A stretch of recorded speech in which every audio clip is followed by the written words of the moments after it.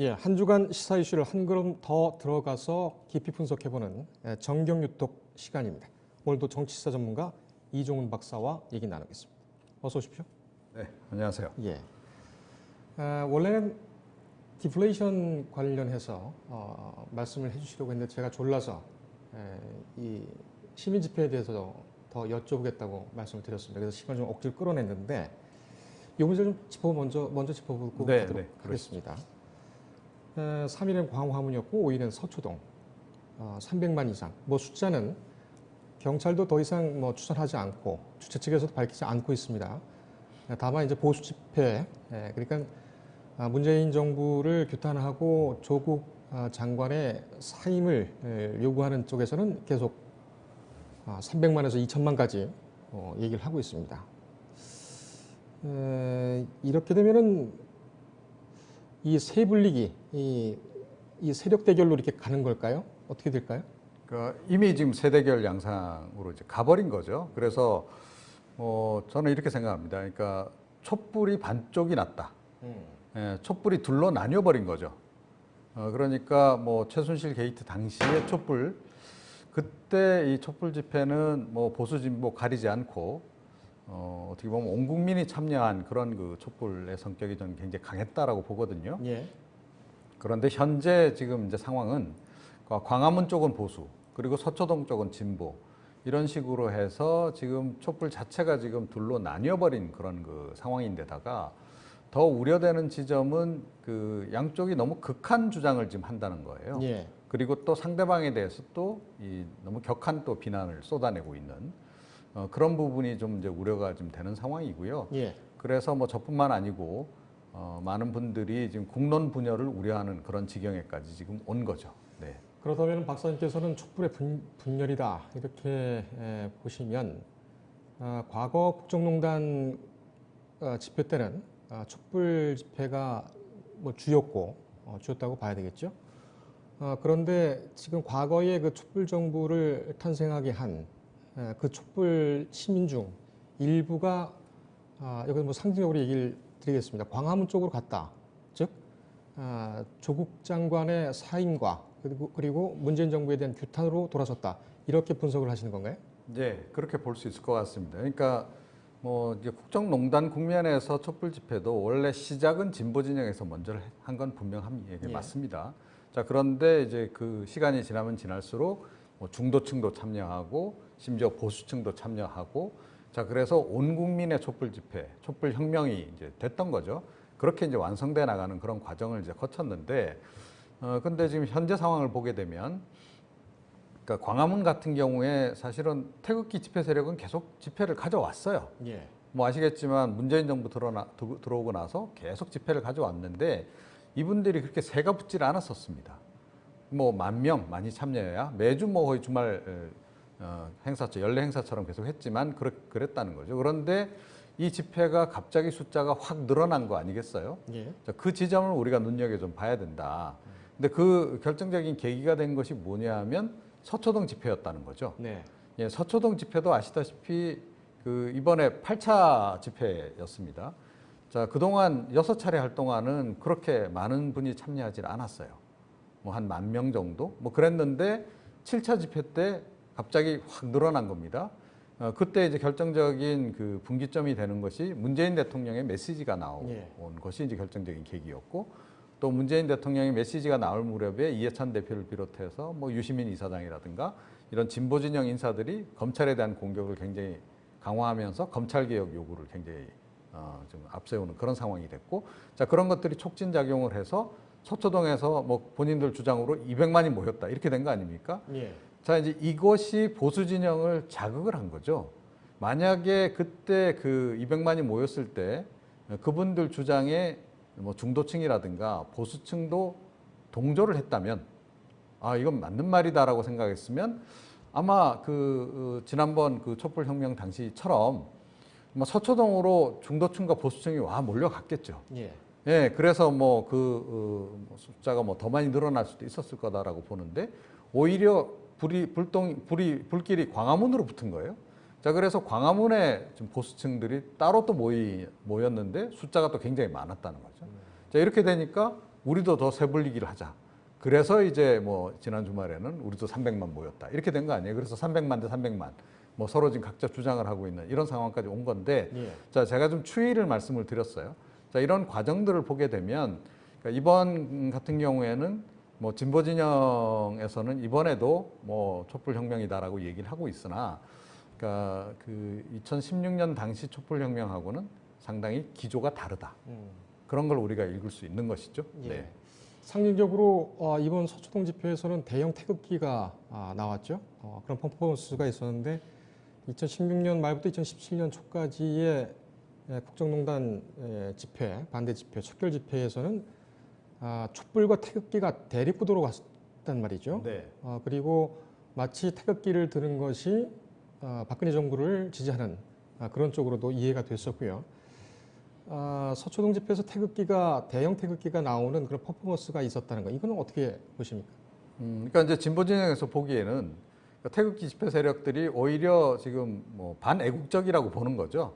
그런데 태극기를 들고 나와서 그러니까 애국을 표방하고 있는 것, 이거는 표리부동하다라고 진보 진영은 인식을 하는 겁니다. 그래서 왜 태극기가 온 국민의 것인데 왜 이 보수 진영에서 그렇게 전유물인 것처럼 쓰느냐. 예. 자, 그래서 이제 그 의미를 어떻게 보면 이제 좀 전환시켜야 되겠다라는 생각을 좀 한 것 같아요. 그래서 우리도 대형 태극기, 우리도 애국적인 관점에서 지금 집회를 하는 거다라는 것을 강조하기 위해서 태극기 이벤트를 예. 열은 거죠. 알겠습니다. 집회 얘기는 여기까지 하고요. 디플레이션 얘기 좀 하겠습니다. 이것이 사실 어떻게 보면 이번 국정감사에서 가장 핵으로 다뤄져야 될 그런 부분인 것 같은데 네. 잘 안 보입니다. 이거는 9월 소비자 물가지수, 이게 논란의 출발점이었죠. 예, 그렇습니다. 그러니까 예. 지난 2일에 이제 통계청이 소비자 물가 동향을 이제 발표를 했는데, 이게 이제 지난해 대비 물가 지수를 발표하는 거 아니겠습니까? 예. 그런데 8월 달까지 0%대가 한 7개월 정도 계속 유지가 됐어요. 그러던 중에 드디어 급기야 이제 9월 소비자 물가 동향이 뭐 공식적으로도 명확하게 마이너스로 돌아서 버린 거죠. 그래서 마이너스 지금 0.4% 하락한 것으로 나타났는데, 예. 자, 이게 어떻게 보면 그 해방 이후에 1965년도부터 이 관련 통계를 찾기 시작했는데, 그때 이후 처음으로 마이너스로 접어든 겁니다. 예. 그래서 사실은 그 0%대가 계속 이어질 때부터 야, 이거 디플레이션으로 가는 거 아니냐라고 하는 우려가 계속 제기가 됐어요. 그럼에도 불구하고 정부 당국은 그럴 일 없다. 뭐 조만간 이 물가가 다시 오를 거다라고 계속 주장을 했는데, 네. 급기야 이런 상황까지 오고 보니까 야, 이건 이제 디플레이션이 맞나 보다라고 하는 그런 이제 그 시각이 시장에서 굉장히 광범위하게 퍼지게 된 거죠. 예. 네. 그렇지만은 이 정부 여당 그리고 정부 부처 홍당기 총련이라든지 이 경제라인들 얘기하는 것은 디플레이션 우려는 없다, 이렇게 계속 얘기를 하고 있습니다. 처음에 네. 그런 우려가 제기됐을 때도 강하게 단속을 하고 나섰고. 그렇습니다. 뭐 그런데- 그동안에도 뭐 몇 차례 얘기는 하긴 했는데, 이번에는 이제 국정감사장에서 이게 이제 논란이 된 거죠. 예. 기획재정위원회 이제 국정감사가 바로 그 다음 날, 그러니까 지난 3일 날 열렸는데, 거기서 이게 본격적으로 좀 논란이 좀 되기 시작을 했어요. 예. 저는 그나마 이건 다행이다라고 생각합니다. 자, 그래도 이 국회가 경제 문제에 관심을 갖고, 그래도 이렇게 이 문제와 관련해서 논란을 벌이기도 했다라고 하는 거. 예. 그날 사실은 이것만 논란이 된 게 아니고요. 뭐 소득주도 성장론이 맞느냐, 또 이제 얼마 전에 자유한국당에서 내놓은 민부론, 민부론이 맞나요? 그게 맞느냐, 이건 논란도 있었단 말이에요. 저는 이거는 그나마 굉장히 건전한 논란이다. 그렇습니다. 라고 생각합니다. 이게 예. 뭐 거리에 나가서 촛불 들고 나오세요라고 선동하는 것보다는 정치권이 훨씬 이런 일에 더 집중해야 된다라고 보는데, 그날 어찌됐건 그 홍남기 경제부총리가 굉장히 좀 진땀을 뺐습니다. 네. 예, 그러니까 뭐 의원들 질의가 지금 계속 나왔는데, 사실은 원래는 그 더불어민주당의 심기준 의원이 이 문제를 먼저 얘기를 했어요.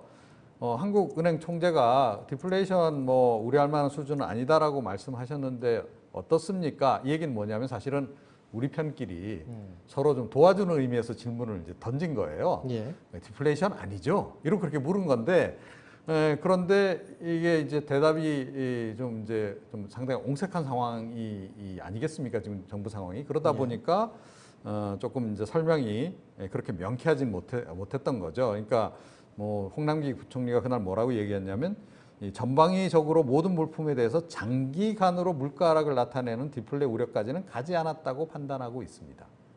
그러니까 약간 조짐은 있다라는 거를 사실은 살짝 조짐은 있다. 의미를 좀 한 거죠. 예. 자, 그러니까 이제 또 유승민 의원, 바른미래당의 유승민 의원도 나서서 또 이 좀 우려를 표하고 뭐 이런 식이 되면서 이 사실은 이제 그 홍남기 부총리가 굉장히 좀 그날 진땀을 빼는 그런 또 광경이 연출이 되기도 했습니다. 예. 네. 이렇게 뭐 분석과 전망이 엇갈리는 가운데에서 뭐 디스인플레이션 네. 이런 얘기가 나옵니다. 이거는 어떤 의미입니까? 이것도 사실은 이제 정부를 도와주는 차원에서 이제 이 표현이 사실은 이제 등장한 거라고도 볼 수 있는데요. 예. 정부가 이제 통계청이 사실은 이 표현을 먼저 쓰긴 했습니다. 계속 이제 이 0%대 물가 지수가 이제 유지가 되니까 디플레이션에 대한 우려도 높아지고 그러니까 이건 디플레이션이라기보다는 그러니까 일시적인 현상이다. 예, 그거를 설명하면서 디스인플레이션이다 오히려 이렇게 주장을 한 거예요. 예. 그런데 이 표현을 정확하게 알고 썼는지 잘 모르겠어요. 네. 그런데 통계청의 의미는 뭐냐면 디스인플레이션이라는 게 뭐냐면 인플레이션이 막 발생하려고 할 때 정부가 그걸 인위적으로 우리 보통 보면 이제 물가 안정 정책을 펼치잖아요. 그거를 디스인플레이션이라고 얘기를 하거든요. 자, 그래서 뭐냐면 정부가 이 물가가 오를까봐 여러 조치들을 막 취해놨는데 그것 때문에 일시적으로 약간 디플레이션처럼 보일 뿐이다. 그런데 실제로는 인플레이션을 억제하는 정부 정책 때문에 그렇다라고 설명하기 위해서 이 표현을 쓴 거예요.